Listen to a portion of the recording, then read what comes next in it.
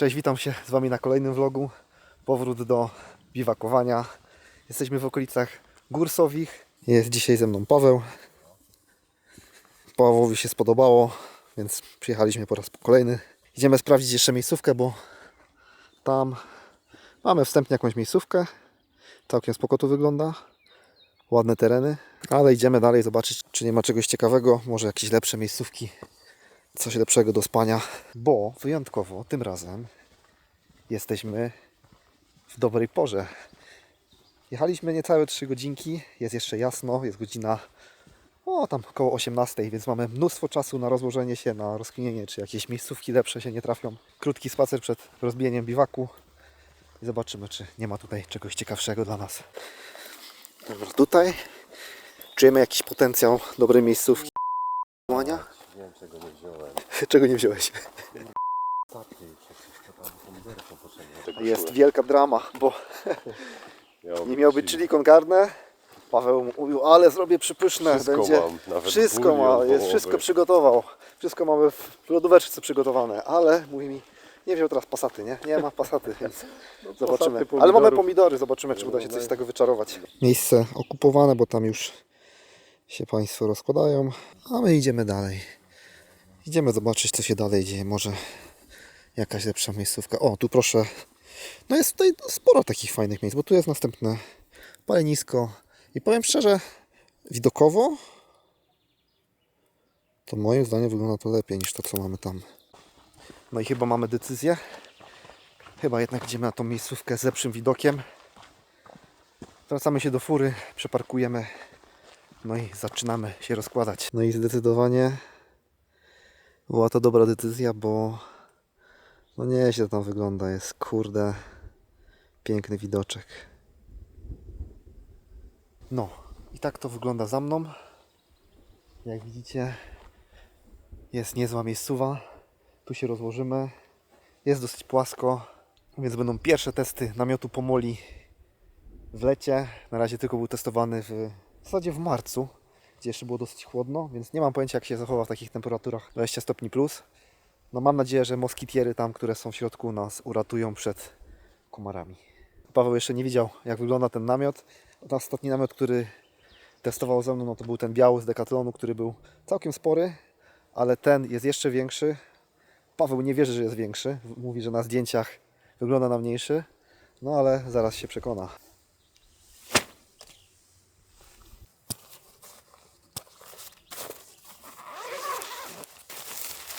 Powalczmy z tym namiotem. Ale stwierdził, że nie będzie mi pomagał, tylko wypije sobie browar i wali w fajkę.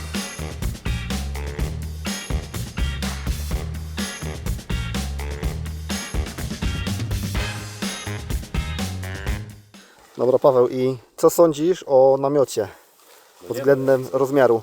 Jakby rozmiar to jest po prostu, ja tu stoję wyprostowany na samym środku, nie? To jest naprawdę... Tak, jest.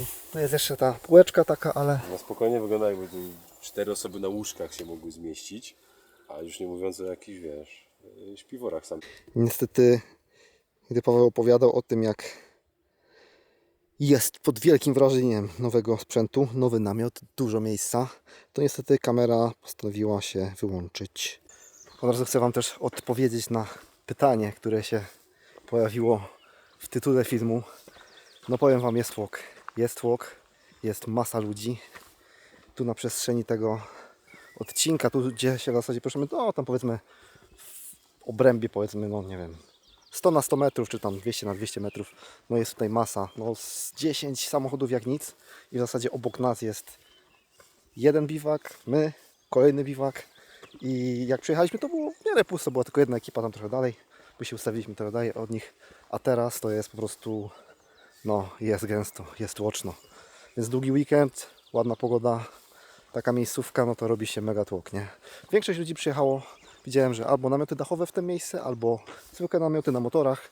Są też jakieś pojazdy takie, wany, jakiś nawet kamper chyba tutaj stoi, tak. Widzę właśnie kamper, powiem szczerze, odważnie tutaj wjeżdżać kamperem. No nie jest to lekki teren tam, bo początkowy ten wjazd jest taki dosyć stromy. No i jak widzicie, no jest pełno już. Tam, gdzie jak przyjechaliśmy, na początku było puściutko, rozważaliśmy, że tam nie zostać i no, już jest też zajęte. W tym miejscu, gdzie na początku chcieliśmy się rozbić, jest troszkę lżej. Jest zdecydowanie mniej osób niż tam, gdzie jesteśmy, bo tam jest naprawdę... Zrobiło się mega gęsto, nie? No ale tam jest też nieporównywalnie lepszy widok niż tutaj. Tam jest ładny widok na panoramę. Widać góry sobie, tak więc...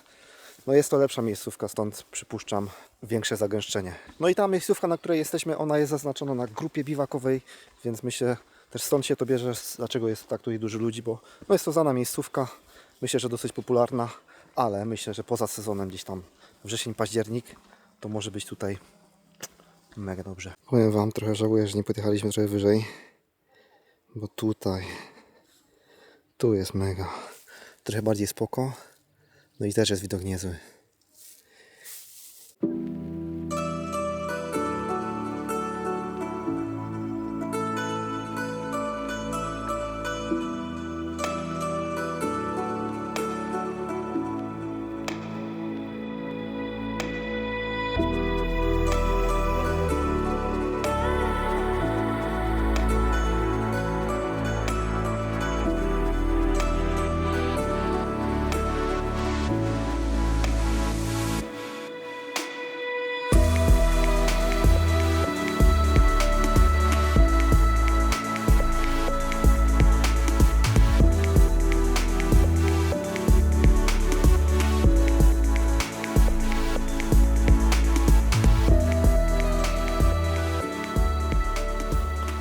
To jest nasz setup na kolację.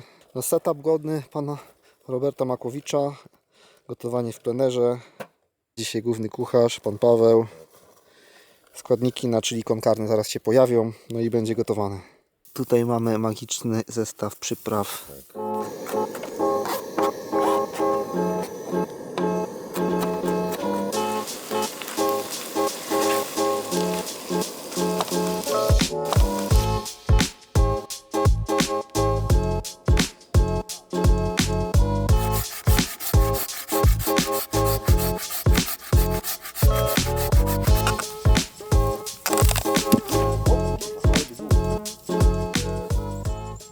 Ale by było. Trochę nam się przedłużyło, bo już jest prawie ciemno. Jest 22. Trochę długo nam zeszło gotowanie. Ale patrzcie, jak to wygląda. O, ciekawostka taka, w oryginalnym chili con carne nie ma kukurydzy, ale ja czasami lubię dodać, bo fajną słodkość tutaj dodaję, ale w oryginalnym przepisie nie ma. Też kiedyś byłem zdziwiony. Paweł nie oszczędzał w mięsie. Mięsa jest, no, taka porcja. Ponad pół kilo jest na dwóch, także Ja myślę, że będziemy mocno pojedzeni na wieczór. Bardzo zdrowo. rozgrzani. Co myślisz, Paweł? Co z tego wyszło? Dobre wyszło? No, ja zaraz sprawdzę i też Wam powiem, Jak na to, że czy nie mieliśmy super smacznych, ten dobrych pan pomidorów, to zrobił jakiś dobry posiłek, czy oszukuje tutaj. Dzień dobry, witam Was w kolejnym dniu. Wstaliśmy, żyjemy. Pogoda jest piękna, już się umyliśmy dzisiaj. I wczoraj w zasadzie zakończyłem, bo już było ciemno i nie zdążyłem Wam powiedzieć, jak oceniam danie Pawła, i powiem Wam szczerze, było mega dobre, ale porcja była przeolbrzymia. Normalnie tak była ogromna, że dzisiaj odpuściliśmy całkowicie śniadanie. Nie ma dzisiaj śniadania, jedziemy najprawdopodobniej do Wałbrzycha. Tam sobie coś pozwiedzamy, zobaczymy, jak wygląda miasto. To jedzenie, nie dość, że porcja była ogromna, no to było to wyzwanie jeśli ostrości. Naprawdę było to mega ostre. Znaczy było tak na granicy takiej dobrego smaku i już tak przypiekało w usta dosyć, ale ogólnie w miarę daliśmy radę. Paweł dał radę, ja nie dojadłem całego, bo porcja była za duża. Po prostu było to za duże. Wszyscy nasi sąsiedzi już się zwinęli. Niestety dali nam dosyć mocno popalić, bo w zasadzie ci, którzy byli najbliżej, to rozłożyli się około 10 metrów od nas. No i siedzieli do trzeciej. Na szczęście mieliśmy stopery, więc jakoś sobie poradziliśmy. No ale mieliśmy wczoraj zamiast natury i takiego prawdziwego dzikiego biwaku, jaki lubię, mieliśmy w zasadzie trochę kemping, trochę pole namiotowe, więc wszystko było słychać, wszystkie rozmowy. No jest jak jest, różnie to bywa, w zależności jak się trafi, no ale widok oddaje, jest fantastyczny. Zresztą patrzcie. Jest nieźle. Dobra, my się będziemy zbierać i tak mówiłem. Będziemy pewnie kierować się na Wałbrzych, tam później z Wałbrzycha. Znaczy, jako że nie jedliśmy śniadania, no to zjemy później śniadanie tam. A następnie najprawdopodobniej będziemy się kierować do kompleksu Rize. Zobaczymy, co tam oferuje cały ten podziemny kompleks, jak to wygląda i będziemy podziwiać. Mam nadzieję, że będziemy mile zaskoczeni, bo nie mam pojęcia, nie sprawdzałem za dużo, chcę się zaskoczyć. Zobaczymy, jaka będzie niespodzianka, czy będzie pozytywna, czy negatywna. Dobra, no to do zobaczenia. Trafiliśmy już do Wałbrzycha. Paweł chce zobaczyć tutaj jedno z płynniejszych boisk streetballowych tutaj. Więc on już poszedł przodem, ja go idę dogonić. No i pewnie skoczymy tutaj na jakieś jedzenie. Paweł znalazł pizzę. Wygląda w miarę ciekawie, więc zapraszam Was na pizzę. No i tu idziemy. Bistro na Wałku. Zobaczymy, co tam dostaniemy.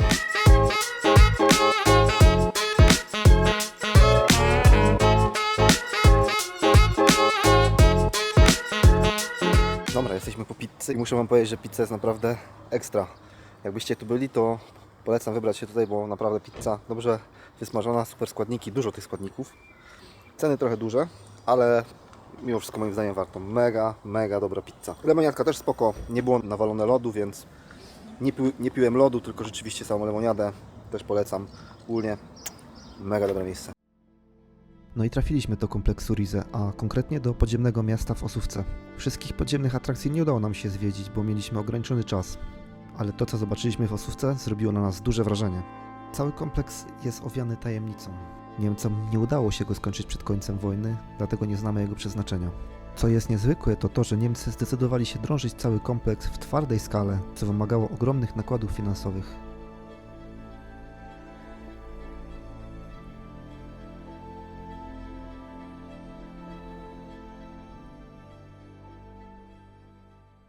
Kompleks Rize zaliczony, było całkiem spoko, robi to ogromne wrażenie.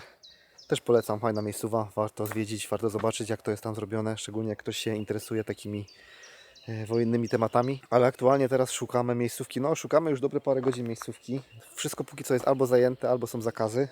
Jesteśmy w Opolskim, w okolicach Brzezin i znaleźliśmy całkiem ładne miejsce, ale zrobiliśmy tutaj kółeczko i mamy tutaj mnóstwo sąsiadów, praktycznie wszyscy rybacy, większość rybaków i mamy pewne obawy, że noc się skończy tak samo jak poprzednia, czyli nie wyśpimy się za bardzo i będzie dosyć głośno do późna, więc bijemy się z myślami, czy nie zwiniemy się na jakieś pole namiotowe.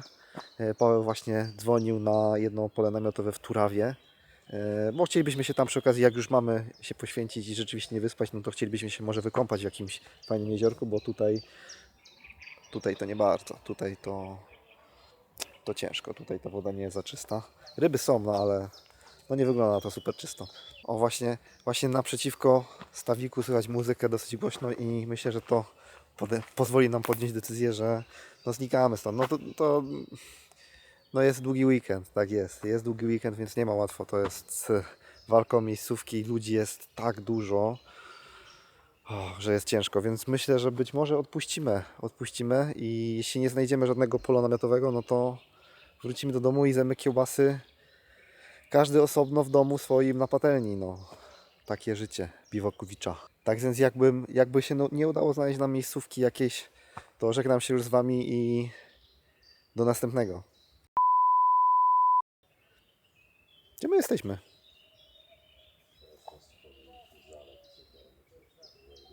Gdzie my jesteśmy? Nie mam pojęcia. Halo. Ejo. Halo? Ejo. Ejo!